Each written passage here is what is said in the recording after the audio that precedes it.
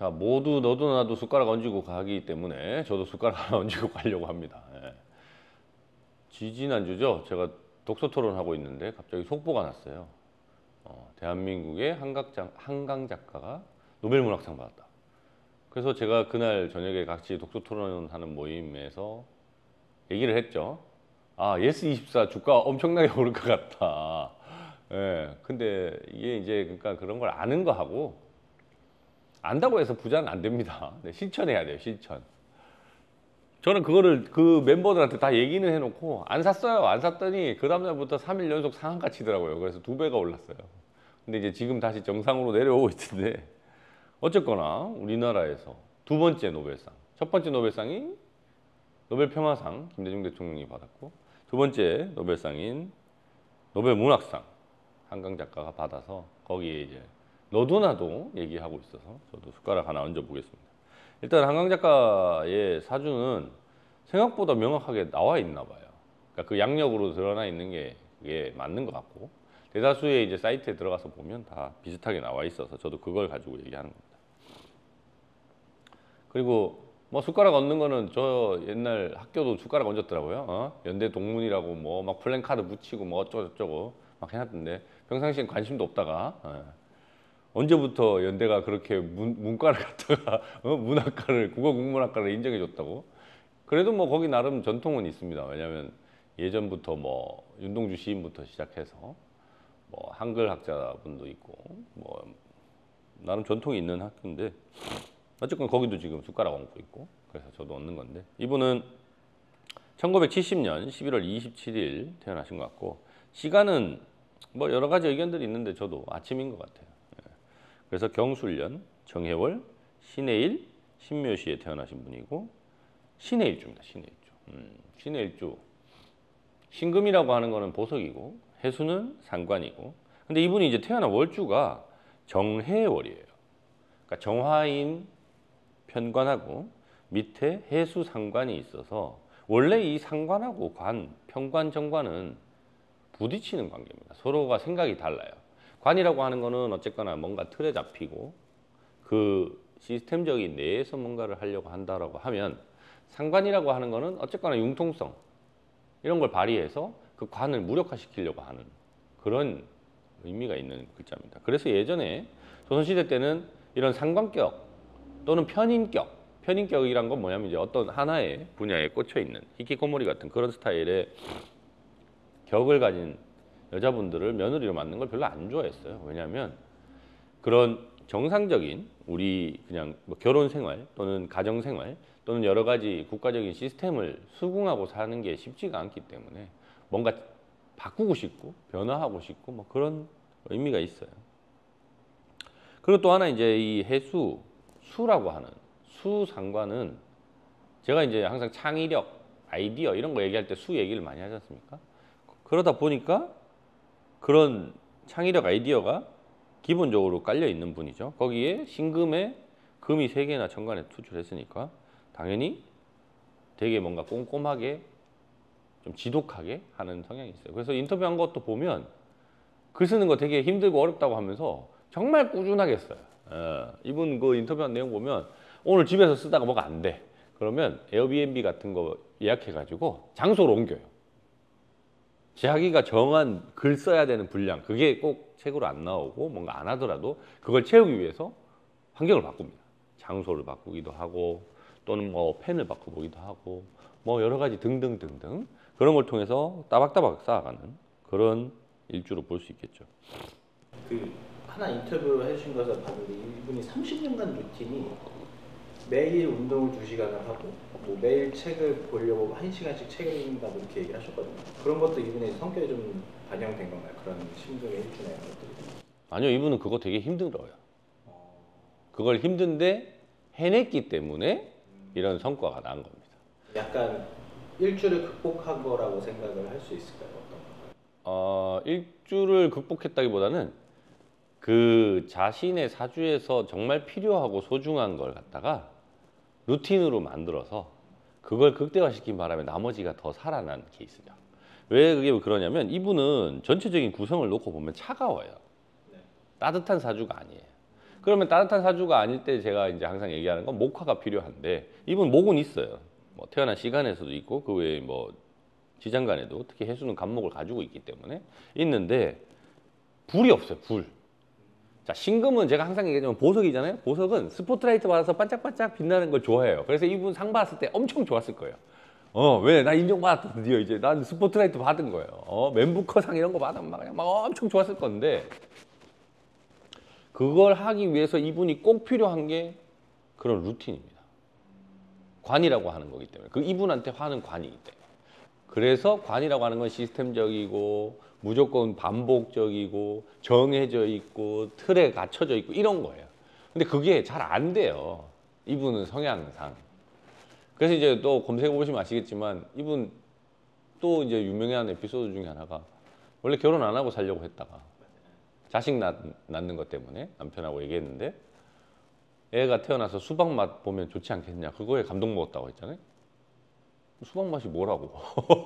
근데 그런 거에 감동 먹는 거예요. 하지만 애를 낳아서 이 시스템에서 키우고 이런 거에 대한 걱정이 많은 거예요.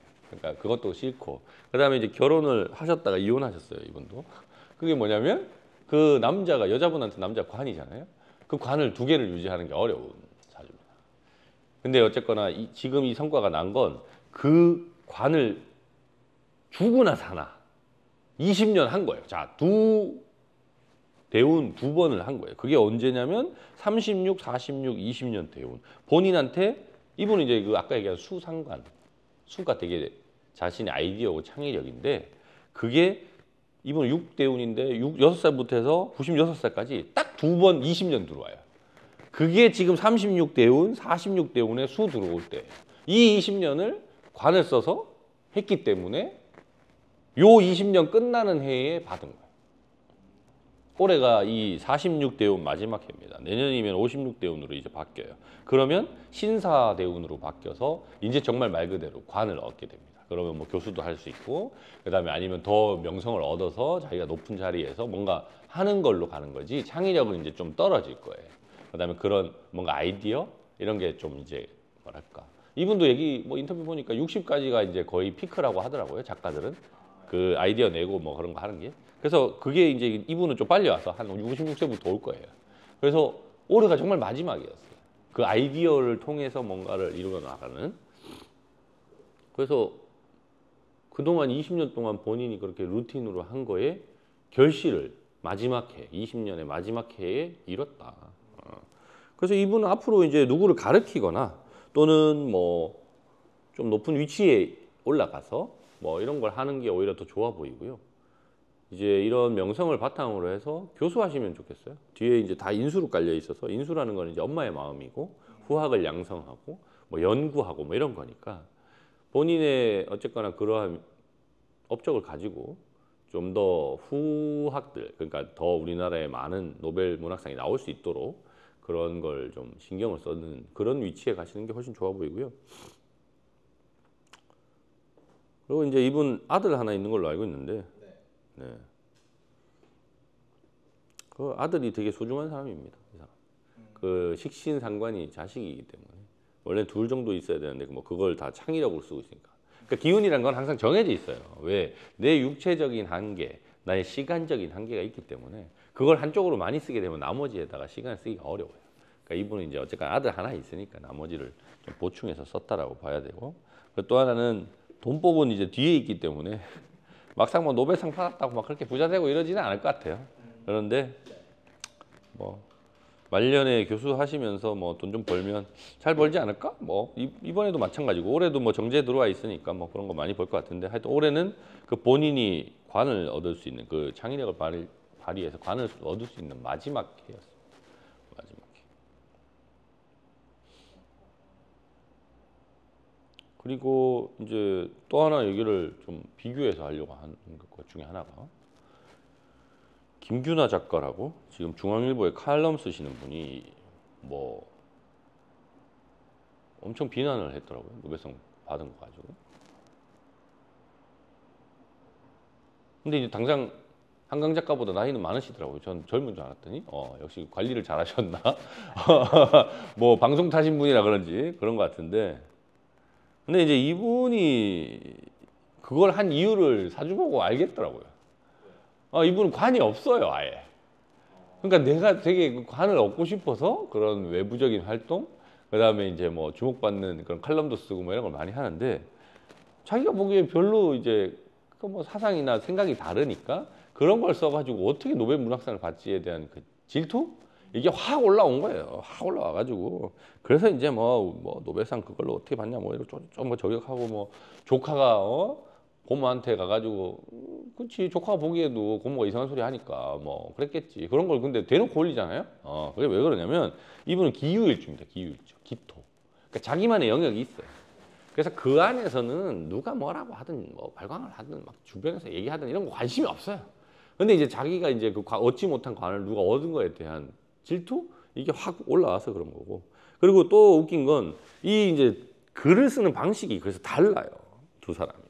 한강 작가는 말 그대로 창의력 또는 자기만의 아이디어를 꾸준하게 써내면 그게 글이 되는 방식이라면, 이분도 식신은 많은데, 식신상관은 있는데 그걸 정말 이 사람은 꼼꼼하게 그냥 쓰는, 오히려 기자나 아니면 뭐 다큐멘터리 작가 이런 게 오히려 더 어울리는 방식이에요. 그러니까 창의력은 아닌 거예요, 이분은. 아니 근데 이제 뭐 월주에 개해월에 태어나신 거니까 당연히 그 수가 있어서 그런 창의적인 면이 조금 있긴 합니다만, 이분은 그게 다 돈으로 연결됐을 때 만족하는 분이에요. 한강 작가는 돈으로 연결되는 거하고는 별 상관없어요. 내가 만족하는 작품이 나오는 게 더 중요한 거고, 그런 약간의 차이가 있어요. 그러니까 우리가 꼭 글을 창의적으로 써야 되느냐, 또는 뭐 돈 벌기 위해서 글을 쓸 수도 있는 거예요. 다양한 방식이 있는데 그걸 자꾸 한쪽으로 몰아서 어떤 게 옳다, 어떤 게 안 좋다 이런 걸 따질 게 아니라 그 안에서 나름대로의 성공을 하고 성과를 내면 좋은 거죠. 그래서 한강 작가는 한강 작가대로의 스타일이 있는 거고, 근데 그 안에서 성과를 내는 거고, 김규나 작가는 김규나 작가대로의 성과를 내고 뭘 하면 되는데, 질투가 폭발하셔가지고 내가 얻지 못한 관을, 제가 뭔데? 난 쟤보다 내가 훨씬 잘한 것 같은데 라고 생각하시는데, 뭐 그건 아닌 것 같습니다. 네. 창의적인 측면에서는 한강 작가가 훨씬 더 뛰어나 보이고요. 그 다음에 예전에 제가 영상 올린 것 중에 방송 작가분 두 분 비교해서 올린 게 있어요. 그 중에 이제 그 김은숙 작가하고 그때 또 한 분 누구 올렸더라. 요새 이름을 자꾸 까먹어가지고 나이 먹었는지. 하여튼 그래서 근데 이제 김은숙 작가 스타일하고 그때 이제 더글로리 그거 막 유행할 때 제가 올렸는데, 하여튼 그 작가분들 비교하면서 했을 때도 마찬가지로 말씀드렸지만, 그냥 취재나 이런 걸 통해서 그걸 되게 꼼꼼하게 틀을 짜서 하시는 분하고 아이디어나 상상력 그런 걸 가지고 폭발적으로 쓰는 사람하고 달라요. 근데 한강 작가는 오히려 그런 쪽 뒤에 폭발적으로 그런 걸 쓰는 측면이 강하고, 저는 우리나라가 노벨 문학상을 받을 만한 역량이 되는 나라라고는 생각을 합니다. 왜? 전 세계적으로 놓고 봤을 때 자기 자신만의 언어를 쓰고 읽고 통용할 수 있는 나라가 몇 안 돼요. 이번에 유튜브 보다 보니까 나이지리아에서 한국말로 애들이 유튜브 막 찍어가지고 올리고 있어요. 왜? 나이지리아 말이 어렵고, 그 다음에 거기는 프랑스 식민지였나? 그래서 불어 쓰고 이러는데, 그거보다 오히려 새로운 언어를 배우는 측면이 있어서, 그리고 또 하나 BTS나 뭐 이런 거 인기 있고 하니까 한국어, 그러니까 우리 한글에 대해서 생각보다 사람들이 관심이 많아요. 이유인즉슨 처음에 배울 때는 어렵죠. 하지만 사용하기가 되게 쉬워요. 왜? 표음 문자이기 때문에. 영어가 지금 국제 공용어로 쓰이는 이유도 거기도 표음 문자이기 때문이에요. 그러니까 내가 말하는 걸 갖다가 표현하는 문자 방식이고, 그걸 조합해서 하는 방식이고, 그래서 뭐 문법도 있고 뭐 여러 가지가 있습니다만 기본적으로 의사소통하기에는 표음 문자가 훨씬 편해요. 한자는 표의 문자라 되게 어려워요. 성조라는 게 안 들어가면 이게 무슨 말 하는지 알 수가 없으니까. 근데 그 성조라는 거는 사람마다 다르거든요. 근데 한글에도 예전에는 이제 성조가 있어요. 된소리 뭐 이런 거 하면서 옆에 점 찍어가지고 뭐 있었는데, 그거는 이제 중국어를 기반으로 언어를 이제 세종대왕께서 창제하시면서 그걸 다 표현하고 싶어서 거기다 표시한 건데, 그게 없어도 우리는 의사소통이 잘 되니까.